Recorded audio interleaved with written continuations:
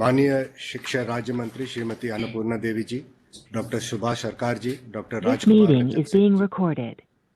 तथा माननीय कौशल विकास और एंटरप्रेन्योरशिप राज्य मंत्री श्री राजीव चंद्रशेखर जी, कौशल और शिक्षा के माध्यम से युवा शक्ति को सदुपयोग विषय पर आयोजित इस बजट वेबिनार में आपका स्वागत है।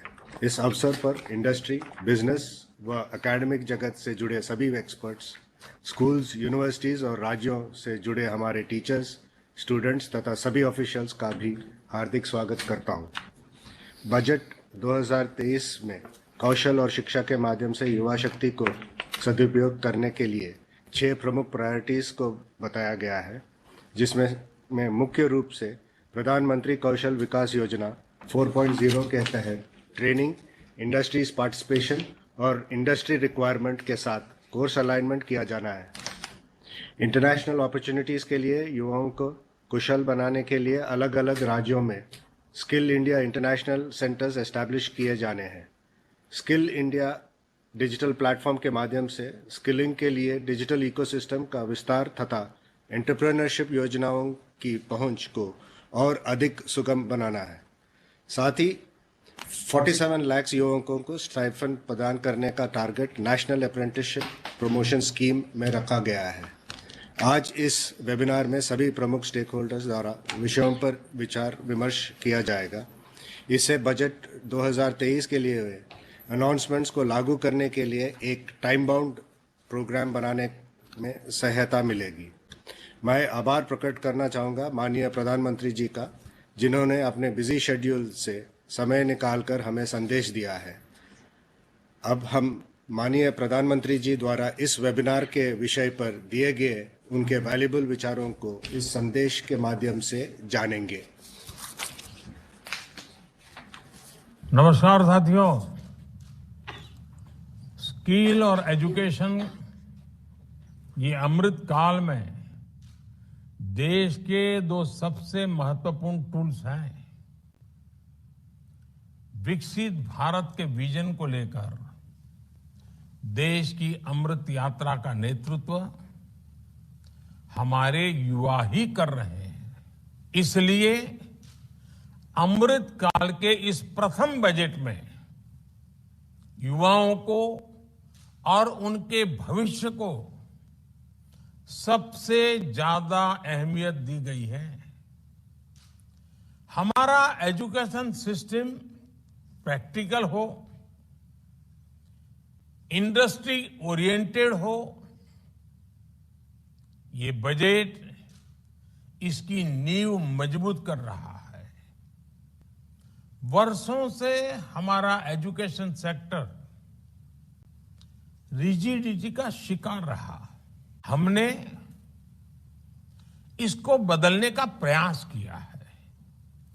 हमने एजुकेशन और स्किलिंग को युवाओं के एप्टीट्यूड और आने वाले समय की डिमांड के हिसाब से रीओरिएंट किया। राज्य शिक्षा नीति में भी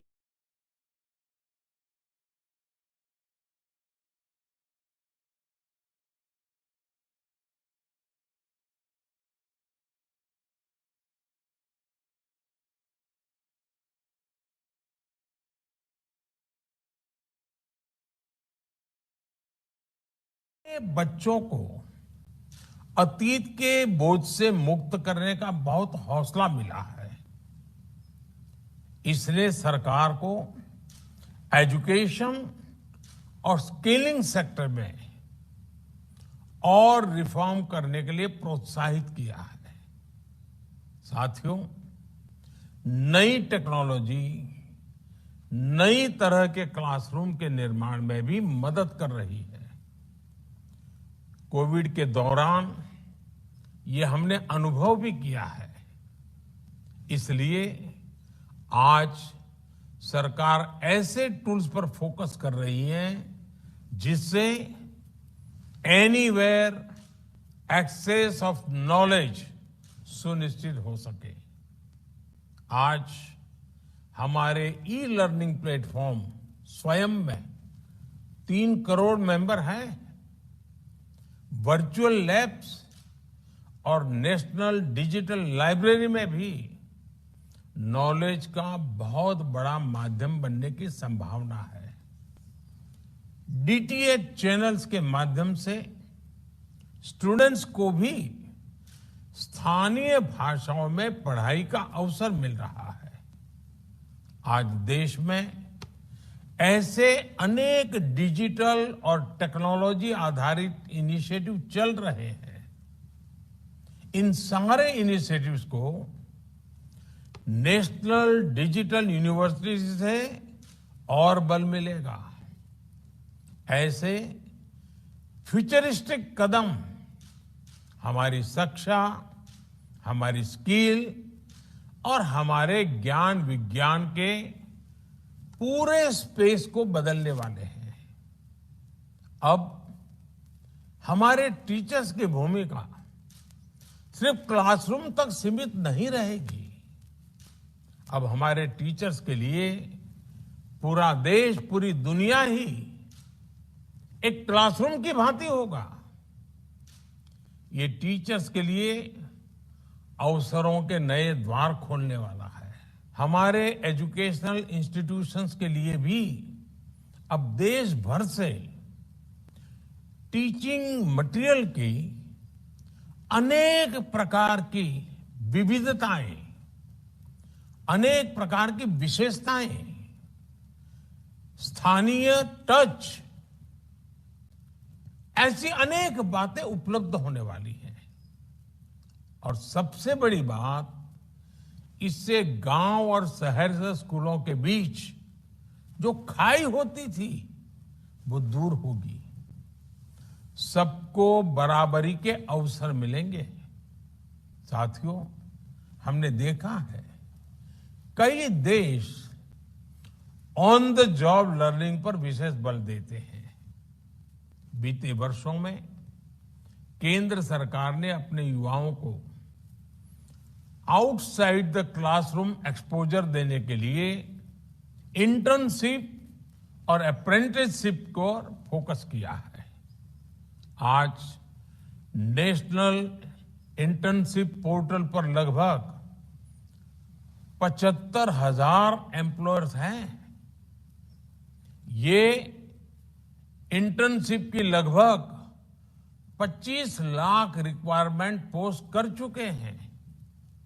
इससे हमारे युवाओं और इंडस्ट्री दोनों को बहुत लाभ हो रहा है। मैं इंडस्ट्री और शिक्षा से जुड़े संस्थानों से आग्रह करूंगा कि इस पोर्टल का अधिक से अधिक उपयोग करें।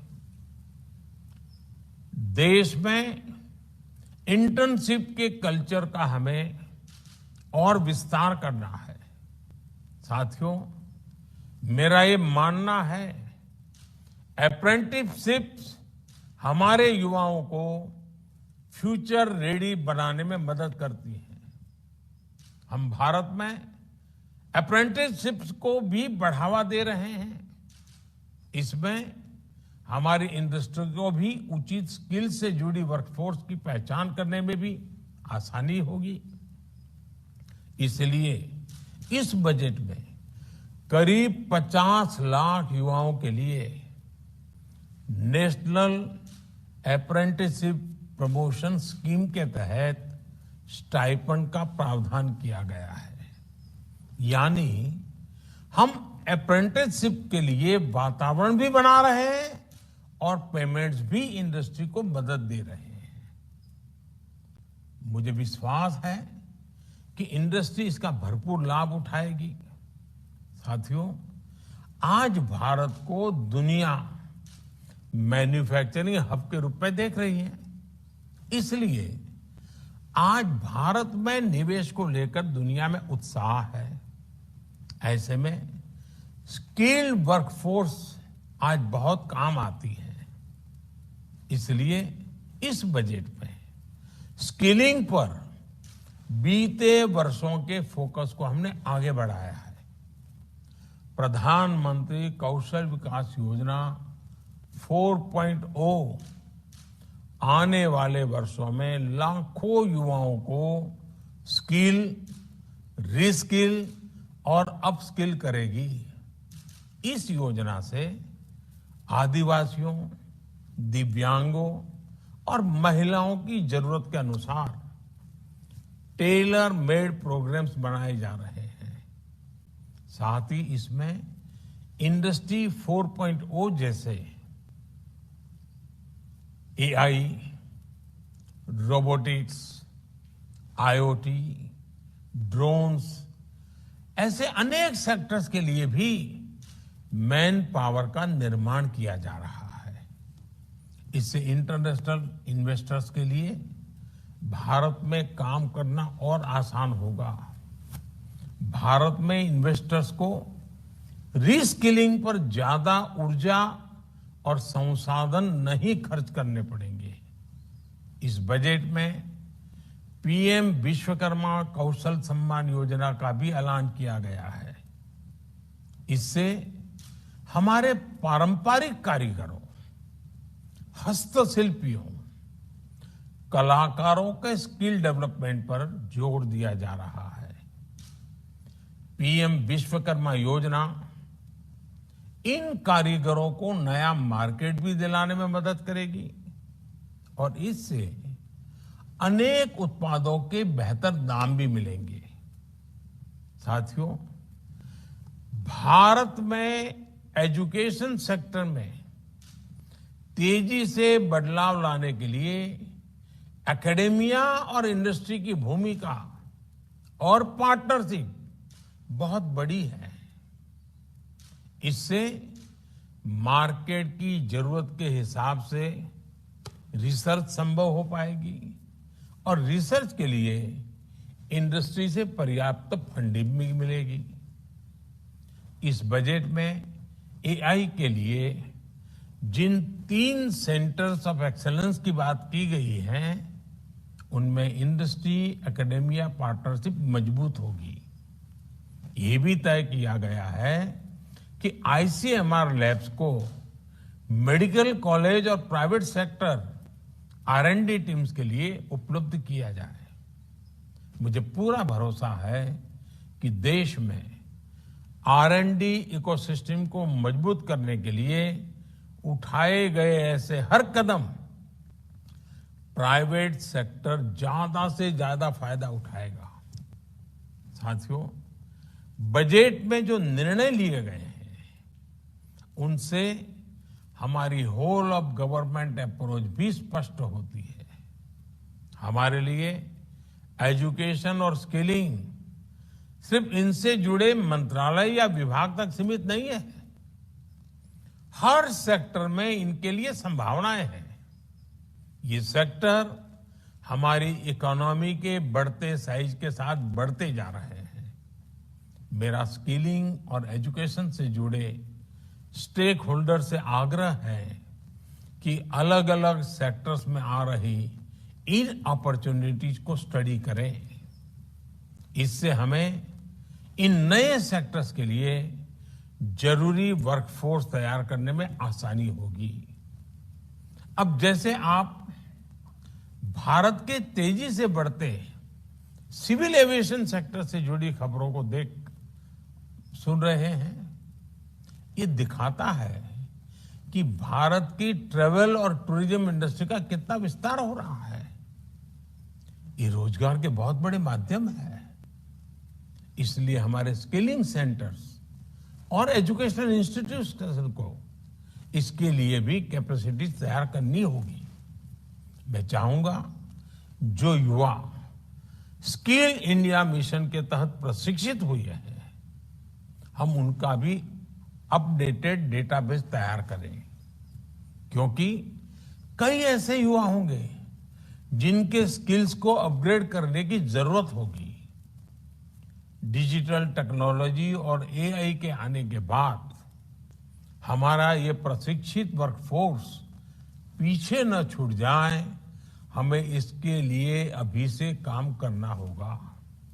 साथियों, मुझे पूरा विश्वास है कि यहाँ फ्रूटफुल डिस्कशंस होंगे, बेहतर सुझाव आएंगे, बेहतर समाधान निकलेंगे और एक नए संकल्प के साथ, नई ऊर्जा के साथ हमारी युवा पीढ़ी के उज्जवल भविष्य के लिए इन महत्वपूर्ण क्षेत्र को आपके विचारों से समृद्ध कीजिए, आपके संकल्प से आगे बढ़ाइए।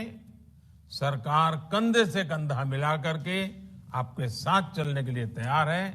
मेरी आप सबको इस वेबिनार की सफलता के लिए बहुत बहुत शुभकामनाएं हैं।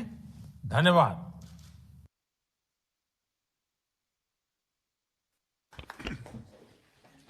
We thank the Honorable Prime Minister for his guidance and his inspirational words. We assure him that we will be working together in Punergy to achieve the goals that have been set forth in the budget. Now I'll request the Secretary, Ministry of Skill Development and Entrepreneurship, Atul Tiwari ji, to kindly guide us on the next steps pertaining to his sessions.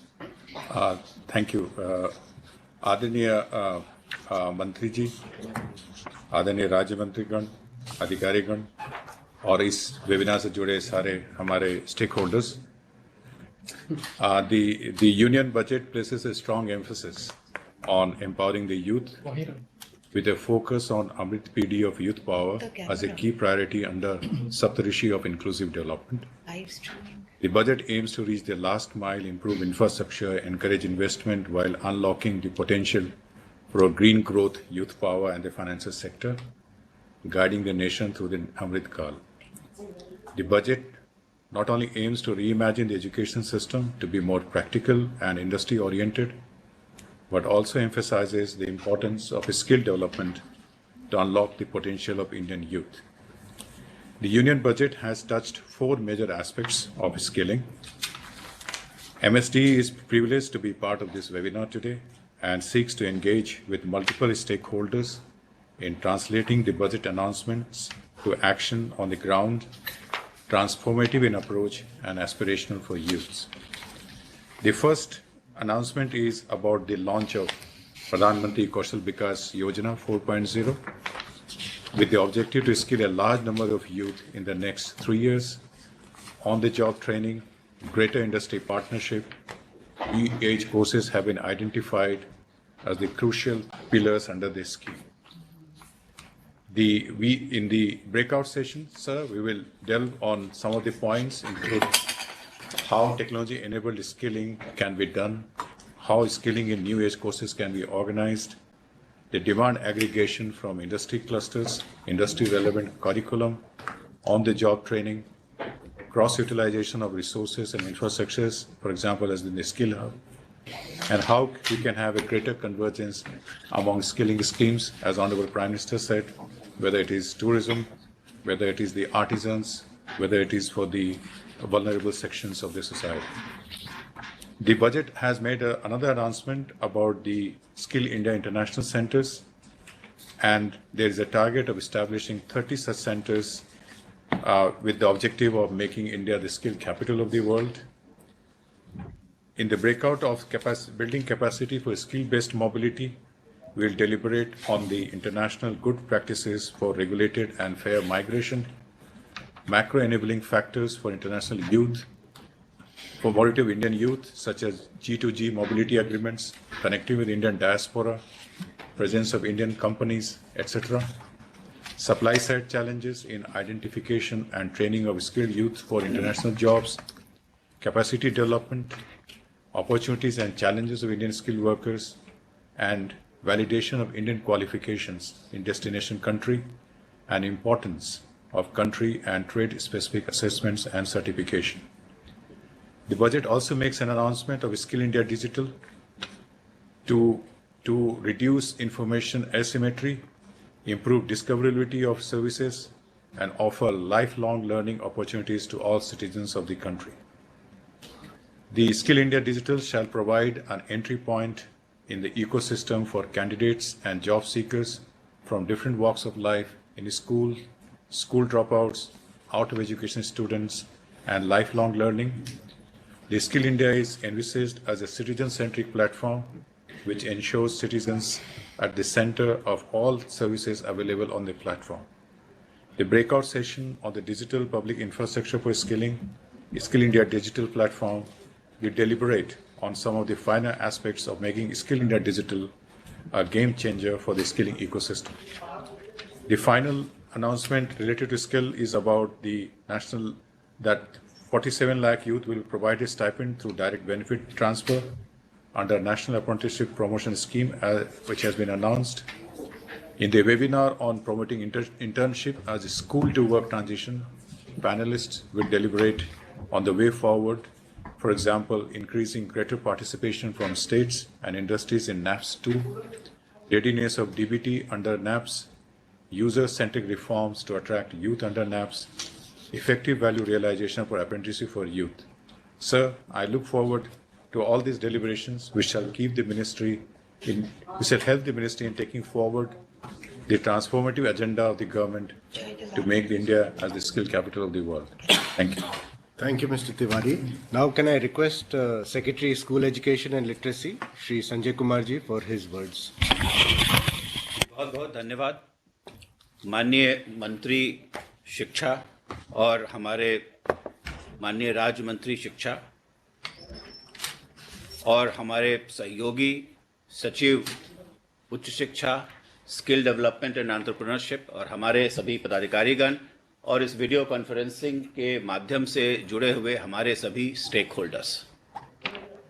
सर्वप्रथम मैं माननीय प्रधानमंत्री जी को उनके दिग्दर्शन के लिए और उनके दिशा निर्देश के लिए मैं उनके प्रति आभार प्रकट करना चाहूँगा कि उन्होंने हमें एक रास्ता दिखाया है कि किस प्रकार से कौशल और शिक्षा को आगे बढ़ाना है और कौशल और शिक्षा एक दूसरे के पूरक हैं।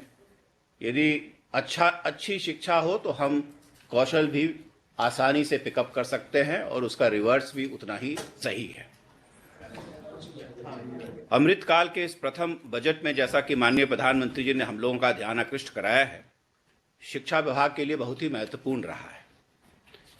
1.12 लाख करोड़ रुपए का जो एजुकेशन बजट हुआ है, ये अब तक का सबसे अधिक बजटीय अनाउंसमेंट रहा है और इसके तहत मूलतः 2 ऐसे बिंदु हैं जिस पर आज हम इस कॉन्फ्रेंसिंग के माध्यम से चर्चा करने वाले हैं और दोनों बिंदुओं पर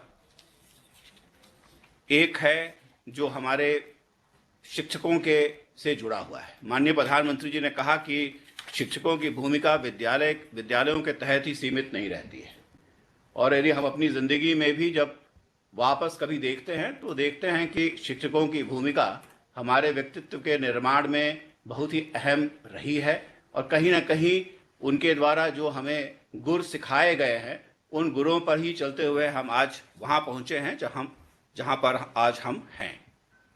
तो 2 हमारे प्रमुख अनाउंसमेंट हमारी माननीय वित्त मंत्री ने बजट के दौरान किया था, जिस पर आज चर्चा की जाएगी। पहला है वो है टीचर्स ट्रेनिंग पर और मैं थोड़ा पढ़ना चाहूँगा कि माननीय वित्त मंत्री ने कहा था कि teachers training will be reenvisioned through innovative pedagogy, curriculum transaction, continuous professional development, district surveys and ICT implementation. District institute of education and training, जिसे हम डायट्स कहते हैं और ये देश के हर जिले में एक डाइट स्थापित है, will be developed as a vibrant institute of excellence for this purpose।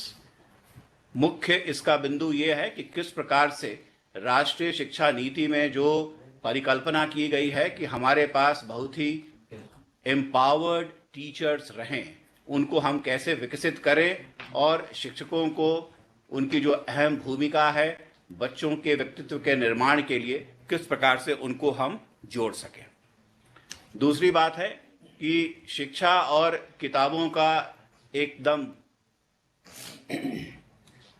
पूरक रिश्ता है। यदि हम शिक्षित होते हैं तो हम किताबों को पढ़ते हैं और किताबों के पढ़ने से एक नई दुनिया हम देख पाते हैं।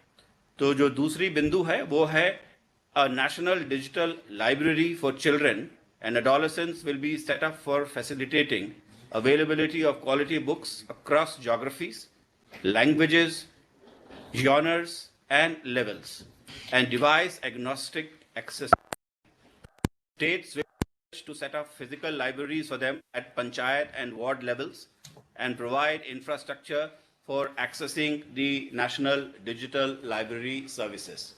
मैं आपको बताना चाहूँगा कि हमारे पास पूरे देश में अभी लगभग 10.5 लाख गवर्नमेंट और गवर्नमेंट एडेड विद्यालय हैं और इन विद्यालयों में लगभग 8 लाख विद्यालयों में हमारे पास फिजिकल लाइब्रेरीज हैं।